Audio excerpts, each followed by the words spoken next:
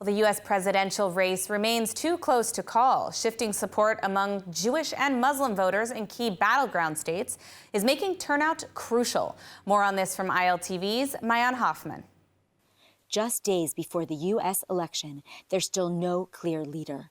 Last week's polls show Donald Trump slightly ahead of Kamala Harris, but with margins too close to call. Analysts tell ILTV that turnout will be decisive. The race reveals deep polarization. Republicans prioritize immigration, while Democrats emphasize protecting democracy and abortion rights. The economy remains the only common factor.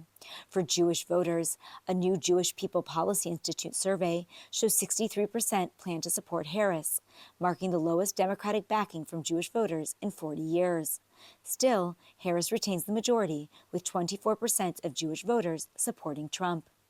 However, pro-Trump voices, like media personality and author Ben Shapiro, assert that a Trump victory would ensure peace with Saudi Arabia and bring stability to the State of Israel. I think that if President Trump is elected, I think that the war in the Middle East will come to a swift and decisive conclusion, mainly because I believe that President Trump will give Israel what it requires in order to finish off whatever is left of Hamas, in order to solidify the situation on the ground in Gaza, in order to reach some sort of arrangement in southern Lebanon that pushes Hezbollah north of Litani at the very least, and that boxes Iran back in.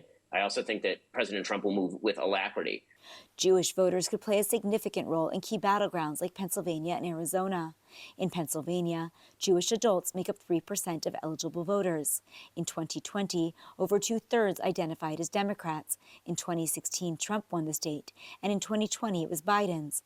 A minor shift in turnout or voting preference could tip results in either state.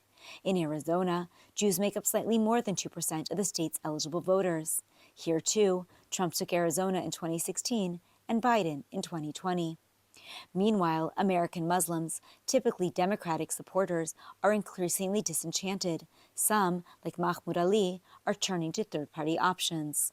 As a Muslim American, and specifically a Palestinian American, I am utterly disappointed. That's why people like me and many other Muslim Arab Americans will be voting third party, Jill Stein probably, or Green Party, because if our voice isn't being heard by the Democratic or Republican Party after we've been trying since a year now, they don't deserve our vote.